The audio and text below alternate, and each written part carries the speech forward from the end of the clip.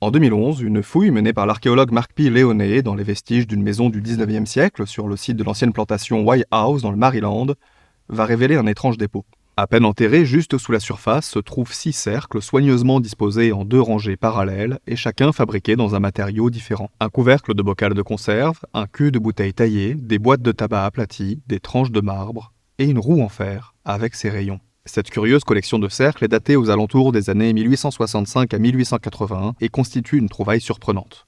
D'abord surprenante parce que ce n'était probablement pas ça que cherchaient Léoné et ses collègues. La maison en question avait été construite après l'abolition par un fermier noir sur l'emplacement d'un ancien quartier d'esclaves dans lequel l'orateur abolitionniste et ambassadeur des États-Unis Frederick Douglass avait passé une partie de son enfance. C'est en s'appuyant sur ses écrits que l'équipe fouillait ce site depuis 2005 à la recherche de traces de la vie quotidienne des personnes esclavagisées à l'époque de Douglass. Mais surprenante également parce qu'elle est la preuve selon Léoné d'un moment de fusion entre 2 traditions spirituelles. Certains de ces cercles évoquent de toute évidence le cosmogramme Congo, un symbole religieux d'Afrique centrale représentant le cycle de la vie et la présence des ancêtres. Ce qui est logique puisque le cosmogramme Congo a été introduit aux États-Unis par les peuples Bakongo victimes de la traite transatlantique. Donc ça n'a rien d'inhabituel. On retrouve ce symbole sur des murs de sous-sol d'église ou gravé dans la potence de façon assez régulière. Mais cette roue en fer, c'est autre chose. On sait qu'elle est aussi un symbole très présent dans les cultures afro-américaines de l'époque esclavagiste, et l'hypothèse d'une fusion entre l'image de cette roue et le cosmogramme Congo circulait déjà dans la littérature depuis un moment. Sauf que jusqu'ici, ce n'était que de la spéculation. Personne n'avait jamais trouvé les 2 symboles mis en regard l'un de l'autre à ce point-là. Et pourtant, dès qu'il et elle voient cette roue, elle évoque immédiatement à Léoné et ses collègues une chanson bien connue du registre des Negro Spirituals du début du 19e siècle. He sickles saw the wheel, way up in the middle of the air. He sickles saw the wheel, way in the middle of the air. The big wheel moved by faith, the little wheel moved by the grace of God. A wheel and a wheel, way in the middle of the air. Oh yes, he sickles saw the wheel, way up in the middle of the air. He sickles saw the wheel, way in the middle of the air. Mais alors c'est qui Ézéchiel? Pourquoi est-ce que je vous parle de lui? Pourquoi est-ce que des personnes esclavagisées aux États-Unis étaient obsédées par lui? Et surtout, c'est quoi cette histoire de roue qui lévite dans le ciel? D'abord, Ézéchiel, un certain nombre d'entre vous sait probablement que c'est un prophète dans les traditions juives, chrétiennes et probablement dans les traditions islamiques, on n'en est pas tout à fait sûr. Mais avant d'être un prophète, il est surtout élevé pour être un Kohen, c'est-à-dire un prêtre, et vous allez voir que ça a son importance dans notre histoire. Il est probablement né au cours de l'année 622 avant notre ère, on ne sait pratiquement rien de son père à part qu'il s'appelait Buzi et qu'il était probablement lui aussi un prêtre, et probablement lui aussi dans le temple de Salomon. Le temple de Salomon étant le tout premier temple de Jérusalem et le temple dans lequel son fils a aspiré à être Cohen jusqu'à ses 25 ans. Parce que le 16 mars 597 avant notre ère, le royaume de Juda est envahi par les armées de l'empire néo-babylonien sous le règne de Nabuchodonosor II. Les Babyloniens pillent Jérusalem et son temple et déportent son roi Jéconia, sa cour, ses artisans et ses prêtres, y compris le futur prêtre Ézéchiel. Les déportés, probablement au nombre de 3000, sont installés dans des colonies agricoles en Babylonie, le long des canaux d'irrigation. Ézéchiel sera pour sa part installé dans une de ces colonies située dans un village qui s'appelle Tel Aviv. Non, pas ce Tel Aviv, ce Tel Aviv-là.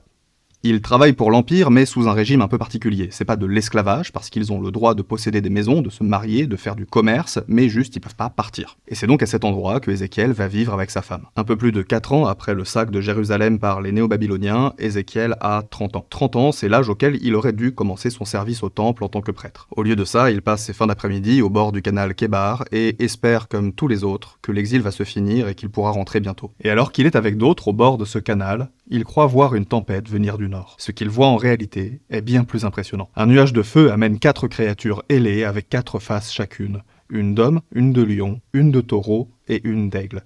Et avec ces 4 créatures, 4 paires emboîtées de roues couvertes d'yeux qui tournent dans tous les sens. Et au-dessus de tout ça, un trône sur lequel est assise une silhouette humaine entourée de lumière. C'est le trône de la gloire de Dieu, le Kavod, qui apparaît devant lui. Mais devant lui là, littéralement. Donc pas à Jérusalem, mais à 900 km de là, en Babylonie. La présence de Dieu sur Terre, s'il y a un truc qui est clair, c'est qu'elle ne peut être qu'à un seul endroit, dans le Saint des Saints, c'est un sanctuaire dans le temple de Salomon qui abrite 2 chérubins et l'Arche d'Alliance. C'est un fondement théologique ultime de la foi des Juifs de cette époque, Dieu ne peut pas quitter le temple. Et ça, vous allez voir, c'est très logique, ça veut dire que d'une part, Dieu a abandonné les Juifs qui sont restés à Jérusalem, et d'autre part, il a suivi ceux qui ont été exilés. Et alors que plein de faux prophètes prédisent que l'exil va être de courte durée, Dieu annonce à Ézéchiel que c'est exactement l'inverse. Il annonce que l'exil n'était pas une erreur mais un châtiment, que Jérusalem va être détruite, et que les chanceux ce sont justement ceux qui n'y sont plus.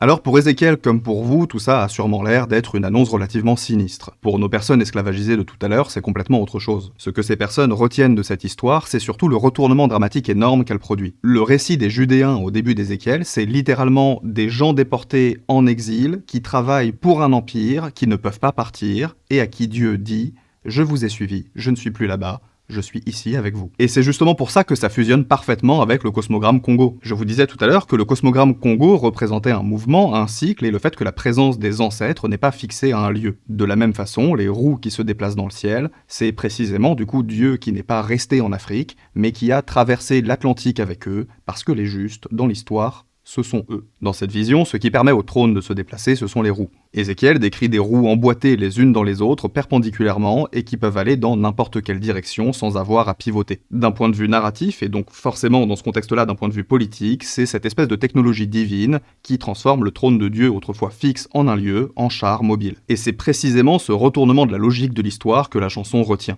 Il faut aux peuples exilés qui sont normalement fidèles à une religion très située géographiquement avec le dieu de leur endroit, qu'une technologie narrative puisse transformer leurs croyances pour que leur spiritualité s'ancre dans la mobilité. Dans le refrain, les roues ne sont pas juste décrites, elles sont interprétées. La grande roue tourne par la foi, la petite roue tourne par la grâce de Dieu. Ce qui fait tourner les roues, ce n'est pas un mécanisme céleste abstrait, c'est d'abord la foi des croyants et des croyantes, en collaboration avec la grâce de Dieu. La roue dans la roue, c'est l'emboîtement entre la mise en œuvre de leur foi et la mise en œuvre de la puissance de Dieu. Et dans les couplets, ceux qui regardent ces roues sont nommés. On nous dit que ce sont les enfants des Israélites, les enfants qui ont été guidés par Moïse. Parce que même si elles ne sont pas juives, pour les personnes esclavagisées aux États-Unis, l'identification est évidente. Esclavage en Égypte, esclavage dans les plantations. Travail forcé pour Pharaon, travail forcé pour les maîtres. Et puis un prophète qui promet que ça va finir, que Dieu est du côté des opprimés. Harriet Tubman, la conductrice de l'Underground Railroad, était surnommée Moses, donc Moïse, pour cette raison exacte. Dans la spiritualité de beaucoup de peuples noirs aux États-Unis, aux Caraïbes ou même en Afrique, les enfants des Israélites, c'est elles et eux. C'est là que, selon moi, il ne faut pas se tromper. Le fait de porter cette prophétie, de porter cet espoir pour un peuple, même en le chantant dans une chanson aussi belle que celle-ci, c'est pas un geste heureux. Si le prophète porte l'espoir de son peuple et s'il l'écrit, parce qu'il faut rappeler qu'Ézéchiel est majoritairement narré à la première personne, contrairement à la plupart des livres de l'Ancien Testament, c'est aussi parce que c'est lui qui porte la misère, la détresse et les traumatismes de son peuple. Quand Dieu apparaît à Ézéchiel au bord du canal, il ne lui dit pas juste de prévenir les exilés. Il lui tend un rouleau, écrit des deux côtés et couvert de lamentations, de plaintes et de gémissements. Et le premier ordre que Dieu donne à Ézéchiel, c'est « mange ce rouleau, puis va parler à la maison d'Israël ». Et Ézéchiel s'exécute, il ouvre la bouche et il avale le rouleau. Et il dit que le rouleau avait le goût du miel.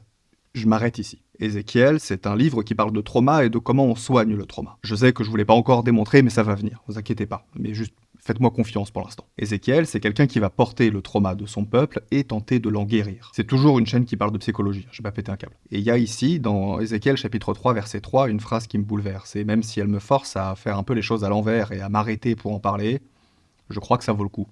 Alors je vous la lis. Et il me dit, fils d'homme, nourris ton ventre et remplis tes entrailles de ce rouleau que je te donne. Et je le mangeai, et il fut dans ma bouche doux comme du miel.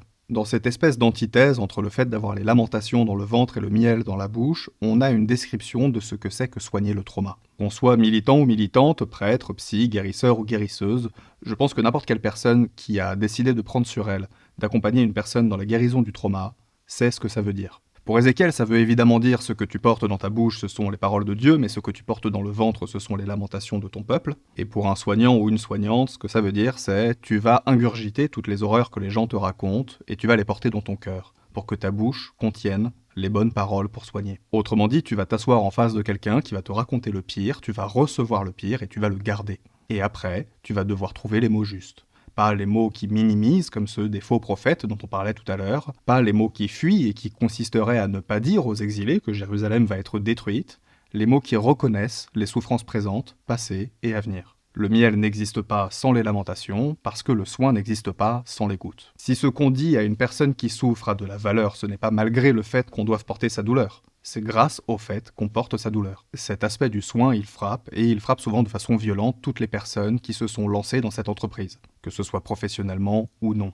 La chercheuse américaine Laura Brown, figure majeure de la thérapie féministe et du soin du trauma dans une approche décoloniale, connaît très bien ce rapport au soin, celui qu'on a face aux personnes traumatisées. Elle a accompagné des personnes traumatisées pendant 40 ans et on y reviendra, mais il se trouve qu'elle connaît aussi très bien le livre d'Ézéchiel. J'avais déjà parlé de Laura Brown dans ma vidéo sur le Venezuela et je paraphrasais une situation très similaire que je l'avais entendue raconter. Celle d'une personne qui, atteinte de cauchemars après avoir vécu des événements traumatiques collectifs, ne voulait pas qu'on la soigne de ses cauchemars, parce qu'ils lui permettaient de porter la douleur de son peuple. J'ai voulu lui proposer un rapprochement entre les deux récits, entre celui d'Ézéchiel et celui de cette patiente, et lui demander dans un anglais calamiteux, et je m'en excuse, ce qu'elle en pensait.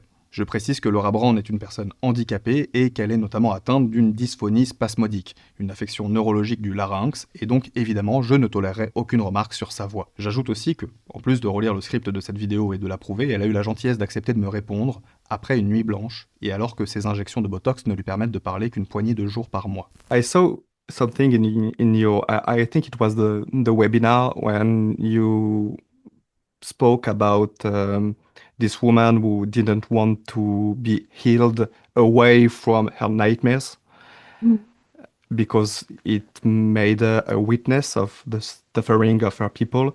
And Ezekiel swallows a scroll filled with lamentations of his people. What does it mean in trauma to be a witness? Witnessing has several different levels. I mean, first of all, if you're a trauma healer, which is the term I prefer to therapist because there's trauma healers who aren't therapists.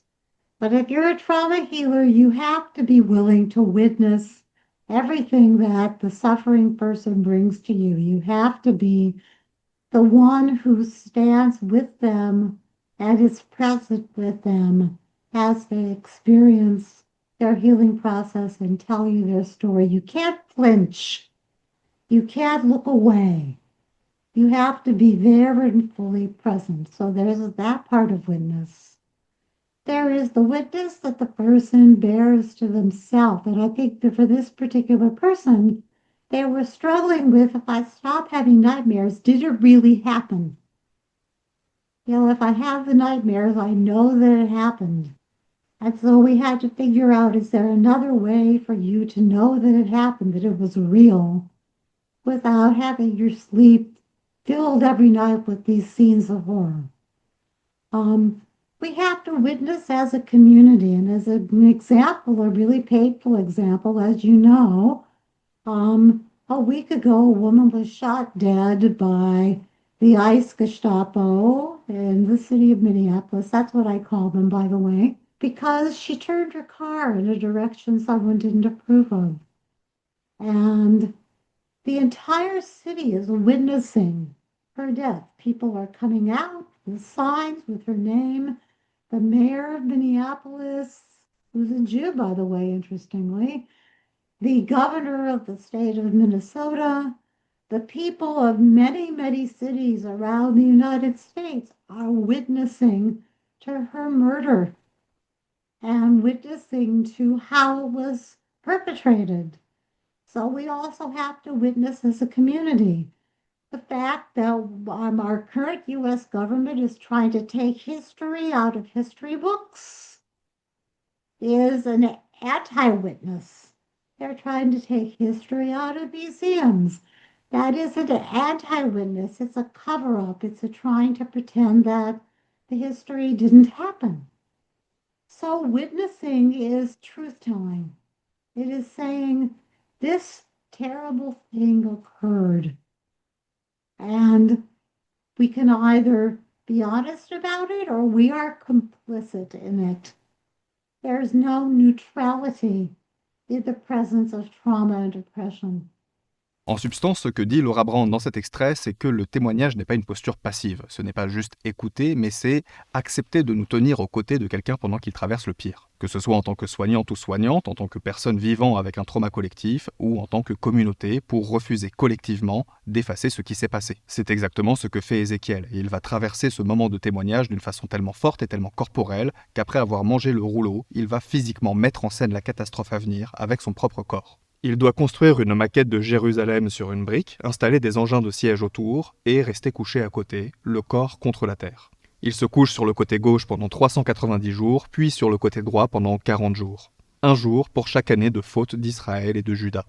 Il doit manger du pain que Dieu lui demande de faire cuire sur des excréments humains. Enfin, ça, il le négocie avec Dieu qui accepte que ce soit sur de la bouse de vache. Il doit se raser la tête avec une épée et pendant toute cette période, Dieu lui colle la langue au palais. Il ne peut parler que quand Dieu lui ouvre la bouche pour prophétiser. Et tout ça, ça nous amène à une question capitale. Comment est-ce qu'on transforme la souffrance de son peuple en guérison sans être dans une posture sacrificielle? How do you deal with sacrificial pain? Activists, therapists, healers, they tend to suffer because of the witnessing. Not necessarily. Two things can be true at the same time. I feel with the people I work with. I feel with them. I experience their pain with them. And it's a little bit like being an alchemist. My job is to transform the pain within myself so that I better understand their pain at a very deep level. And then I have a responsibility to care for myself, for my heart, to find sources of joy, of personal power that I can then bring back with me into my work. A part of why I stopped seeing patients in 2018, almost exactly 8 years ago, or no, 7 years ago now, is that in 2017, I began to realize that my heart was starting to harden. I was beginning to have a lev aven. Laura Brown utilise ici un terme hébreu qui est présent un peu plus tard dans le livre d'Ézéchiel, Lev Haven, ça veut dire le cœur de pierre. On y reviendra dans le prochain épisode, mais en gros, au chapitre 36, Dieu promet aux exilés « J'ôterai de votre chair le cœur de pierre, et vous donnerai un cœur de chair ». C'est la promesse de guérison du trauma qu'il fait aux Israélites. Je suis un peu obligé de spoil ce truc-là parce que c'est justement en s'appuyant sur cette métaphore que Laura Brown va m'expliquer le moment où elle a réalisé que l'alchimie dont elle parlait, celle qui consiste à transformer la souffrance à l'intérieur de soi, avait commencé à ne plus fonctionner. I had been listening to so many trauma stories that I thought, well, maybe I need a sabbatical. But the more I thought about it, the more I thought, you know, Laura, you have been doing this at that point for nearly 40 years. Maybe you need to stop being a therapist and do other work. And so in January of 2018, I started to talk to my clients about the fact that in December of 2018, I would no longer be a therapist. And that we had a year to figure out how to have a good ending. Now, lots of my colleagues had said, don't tell people so far in advance they'll quit. And it's like, I'll take that risk. No one quit. Everyone stayed so we could have an experience of ending therapy the way we had done therapy. But I realized that I could not bear witness directly anymore in that way. So I moved to the other things that I do.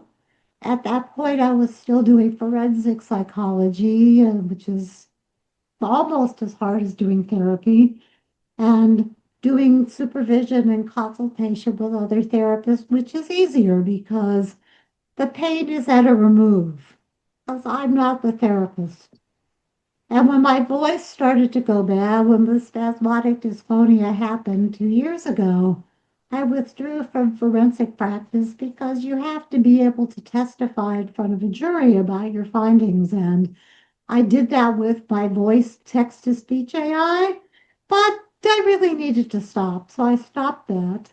And I'm doing one more year of being a consultant. And then I'm not going to do that anymore either, again, because as I get older, as I have my own problems with health, as I'm dealing with my own need to be more self-protective than I have been in all my life, the end of 2026, I will stop regularly working. Although I know people will call me up for consultations still. So a part of doing this work, whether you're a healer or an activist or however you are touching trauma, is that you also need to do things that ground you, that connect you to other people in an open-hearted way, that give you joy. Because in the absence of joy, they win. Despair is the victory of the oppressor. Il y a quelque chose de très puissant dans ce que me dit Laura Brown ici. Parce que quand on parle du rôle politique des émotions, on pense classiquement à la colère, à la tristesse, à l'indignation et à l'empathie. Ce sont ces affects-là qu'on associe, et qu'on associe très justement, à la résistance, au militantisme et aux soins. Et encore une fois, ils sont des affects de lutte, des affects de soins et des affects de résistance collective. Et dans ce que dit Laura Brown, il ne faut pas entendre que le bonheur remplace la colère ou que la joie est plus utile que la peur, ou alors qu'il faudrait arrêter d'être furieux et lutter dans la légèreté ou dans une positivité béate qui viendrait se substituer à la conscience des rapports de force. Ce qu'elle dit, c'est que sans accès à la joie, sans accès au lien, au plaisir d'être avec les autres, le désespoir s'installe. Et le désespoir, c'est exactement ce que l'oppresseur veut produire. La joie est la condition pour que la lutte dure plus longtemps que l'oppression. Et c'est pour ça qu'il faut toujours rappeler, selon moi, qu'Ézéchiel est un texte sur le trauma. Parce qu'Ézéchiel ne nous montre pas comment on fait ça. Ézéchiel ne nous montre pas comment on trouve la joie, comment on maintient le lien et comment on revient vers les autres après avoir porté le pire. Ézéchiel, il est enfermé dans un rapport affectif avec la lutte qui est tragique. Le texte a beau nous dire que le peuple judéen ne cesse pas d'être un peuple, d'avoir une existence culturelle et communautaire simplement parce qu'il a été séparé de sa terre, c'est justement parce que le Dieu des Juifs parle à Ézéchiel que les exilés viennent le consulter et se réunir autour de lui. Le texte a beau nous prouver que le peuple judéen est résilient, que même loin de chez lui, il se reconstruit autour de ses pratiques culturelles et religieuses, que l'Église n'a pas empêché Ézéchiel d'être véritablement un Cohen, un prêtre pour son espèce de temple en plein air, le texte a beau nous montrer que d'un point de vue collectif, il y a véritablement un espoir qui naît et surtout une continuité de l'existence d'un rapport collectif structuré par la culture et la continuité de l'héritage et de la transmission, mais Ézéchiel, il ne vit pas cette continuité-là. Ce qu'il vit, c'est une rupture. Le peuple judéen, en tant que peuple, ne cesse pas d'exister parce qu'il a rompu avec sa terre. En tant que personnage de ce récit, le peuple ne connaît pas de véritable rupture dans son lien social. À l'opposé, Ézéchiel, lui, est en rupture avec tout. Avec son corps qui ne lui appartient plus, avec sa voix que Dieu lui confisque, avec les autres qu'il rassemble, mais qu'il ne rejoint pas. Le fait qu'il porte la continuité des autres le met lui en rupture, et le fait qu'il porte la responsabilité de la reconstruction de son peuple l'amène à se défaire lui-même. Il a la langue collée au palais, il est couché sur le sol pendant plus d'1 an, et on n'y est pas encore arrivé dans le récit d'Ézéchiel, donc je vous spoil un peu, mais sa femme meurt, et Dieu lui interdit de faire son deuil. Son corps entier est au service du témoignage, et il n'a accès à rien d'autre. Physiologiquement, quand une personne est submergée par le trauma, son système nerveux perd l'accès aux fonctions qui permettent de rester en lien avec les autres. Ce qu'on appelle les fonctions ventrovagales dans certains cadres théoriques, et le système d'engagement social dans d'autres. La partie de notre système nerveux qui régule la voix, l'écoute, l'expression du visage, et la capacité à se sentir en sécurité en présence d'autrui. C'est bien le trauma qui fait que tout ce qui le rattache aux autres en dehors de la prophétie est confisqué. Son système nerveux est entièrement verrouillé dans le témoignage. Il n'a plus de place pour autre chose. Et on pourrait accuser Dieu de ça. Ce serait assez facile d'ailleurs. On pourrait lire le texte en se disant que c'est Dieu qui inflige tout ça à Ézéchiel, que c'est Dieu qui lui colle la langue au palais, qui lui interdit de pleurer, qui le cloue au sol. Et ce serait une lecture honnête du texte, parce que c'est littéralement ce qui est écrit. Mais je pense qu'on peut quand même faire une analyse littéraire un peu plus sérieuse du texte en prenant en compte son contexte d'écriture. La littérature prophétique hébraïque fonctionne dans un cadre où le Dieu d'Israël est le seul agent causal du récit. Adonai ou Hachem n'est pas le seul Dieu qui existe dans ces textes, les auteurs ne nient pas l'existence d'autres dieux pour d'autres peuples, mais il est le seul à avoir autorité sur le destin de son peuple. Et donc il est le seul à travers lequel le récit peut raconter ce qui arrive, que ce soit à un peuple ou à un seul homme. Quand une chose arrive, on dit que c'est Dieu qui l'a fait arriver. C'est pas du tout une particularité d'Ézéchiel, et c'est même pas une particularité de ce peuple-là, c'est une convention littéraire antique qui traverse tout un tas de cultures et qui traverse toute la Bible hébraïque. Quand Pharaon refuse de libérer les Hébreux, le texte dit que Dieu a endurci le cœur de Pharaon. Mais on est bien d'accord qu'en restant dans une interprétation purement littérale, on comprendrait difficilement pourquoi le Dieu des Hébreux aurait forcé Pharaon à garder des Hébreux prisonniers. Et c'est pareil quand Saoul sombre dans la folie et qu'il menace David. Le texte dit que Dieu a envoyé un mauvais esprit sur Saoul, mais ça ne veut pas dire que les auteurs de ces textes pensaient que les gens n'avaient pas de vie intérieure, de psyché ou de réaction propre. C'est qu'ils n'avaient pas de grammaire narrative pour exprimer la causalité autrement qu'en passant par Dieu. Je sais qu'en disant « je vais faire une série sur comment le livre d'Ézéchiel décrit le trauma », beaucoup de gens traumatisés par leur cours de français se disent « super, encore une surinterprétation d'un texte antique avec un prisme contemporain ». Mais si je vous dis tout ça, c'est justement pour vous démontrer que non. C'est pas perché. c'est pas faire dire au texte ce que je veux qu'il dise. C'est justement mettre en lumière des réflexions psychologiques réelles dans un texte écrit à une époque où il n'existe pas de vocabulaire pour dire « son système nerveux s'est effondré » ou « le poids de ce qu'il porte l'a rendu muet ». Oui, la seule syntaxe disponible pour dire qu'une force a agi sur un être humain, c'est « Dieu a commandé » ou « Dieu a fait ». Ça ne veut pas dire pour autant que le texte ne pense pas le trauma collectif comme une conséquence possible d'un événement politique. Laura Brown a porté ce sujet avec les personnes concernées pendant 40 ans, et si elle décide de s'arrêter, ce n'est pas par abandon, mais parce qu'elle sait que si elle continue, elle va perdre exactement ce que ce travail exige, la capacité à être présente, à ressentir et à transformer. Elle fait ce qu'Ézéchiel n'a pas pu faire, protéger en elle ce qui permet de rester humain face au pire. Ce qui fait qu'on tient 40 ans face au pire, c'est justement ça, c'est d'avoir compris que le témoignage ne tient pas sans quelque chose qui nous ramène vers les vivants. Que la capacité à transformer la souffrance, l'alchimie dont parle Laura Brown, elle ne fonctionne que si on protège en soi ce qui permet de rester humain. L'alchimie, c'est ce qui fait que la souffrance d'une personne, quand elle est portée, quand elle est reçue, elle devient une histoire commune. Elle devient le lieu du lien entre la personne qui souffre et la personne qui se fait témoin de cette souffrance. Et c'est ce lien qui permet de transformer. C'est exactement ce que fait, après l'abolition de l'esclavage, ce fermier du Maryland quand il ramasse des déchets et les dépose dans la terre. Il transforme ce que quelqu'un d'autre a jeté en quelque chose qui porte une histoire collective, une histoire qu'il a traversée et dont il se fait le témoin pour qu'elle ne s'éteigne pas.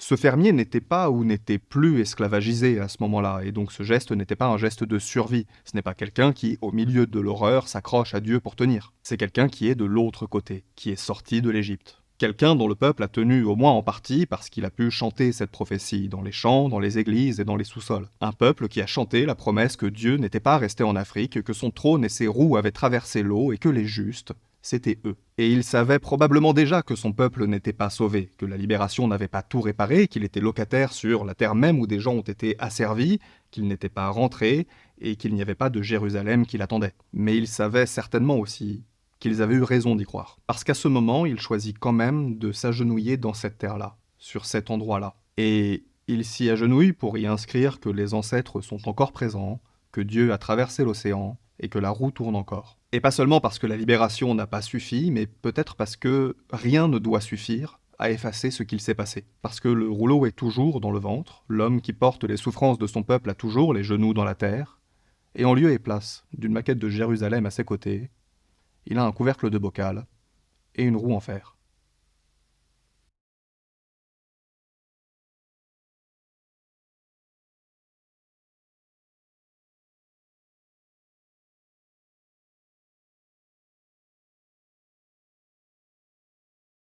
Make no mistake, faith leaders and religious communities are committed and mobilized. As people of faith, we cannot remain silent.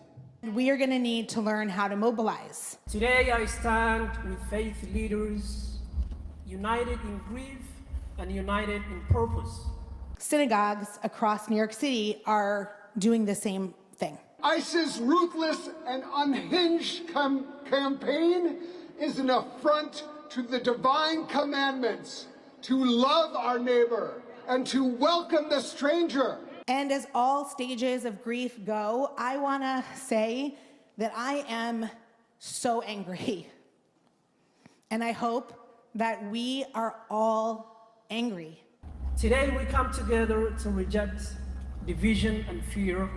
The Prophet Muhammad, peace be upon him, taught us, whoever amongst you sees a wrong must change it with action. If they are able. If they cannot, then with their words. And if they cannot, then at least with their heart. One of the primary tenets of Buddhism is truth-telling, a compassionate, no-nonsense stripping away of ignorance in order to witness the unvarnished truth of this moment. As a Muslim leader and imam, my sincere condolences goes to Renee Good's family. Renee Nicole Good. Renee Nicole Good. Shabbat Shalom. Amen. Amen.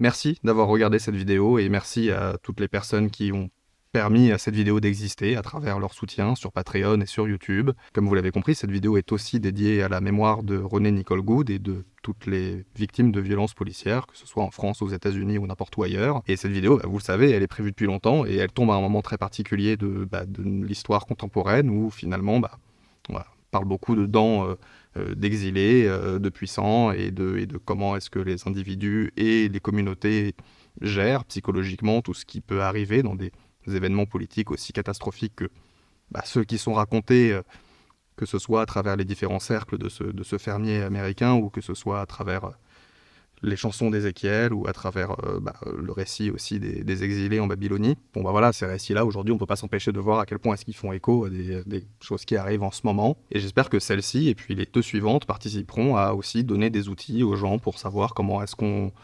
survit à ces traumas-là, à la fois le trauma du témoignage, la douleur, la souffrance qu'on a quand on témoigne de ce qui se passe. Et je sais que beaucoup des gens qui regardent mes vidéos vivent très difficilement les temps actuels. C'est pas du tout fini. J'ai utilisé même un 10e de mon interview avec Laura Brown. Il y aura beaucoup plus d'extraits dans la 2e vidéo. Dans la 2e vidéo, on parlera aussi de comment est-ce qu'on se tue pas juste en étant militant ou militante ou juste en étant informé sur tout ce qui se passe. Et puis comment agir aussi sans se détruire. Merci beaucoup pour votre soutien. Je sais que cette vidéo-là, elle a un titre chelou, elle a certainement une vignette chelou, enfin tout est certainement chelou là-dedans, donc ça donne pas forcément envie de cliquer aux gens, ce qui veut dire que là, l'algorithme va pas être spécialement copain avec moi. Le succès de cette vidéo, il dépend beaucoup de la force que vous lui donnerez à travers les likes, les partages, les commentaires et tout ça, et puis l'abonnement, c'est bonus quoi. Donc merci beaucoup et je vous dis à la prochaine, même si je vous donne pas encore de date pour l'épisode 2 parce que je sais pas.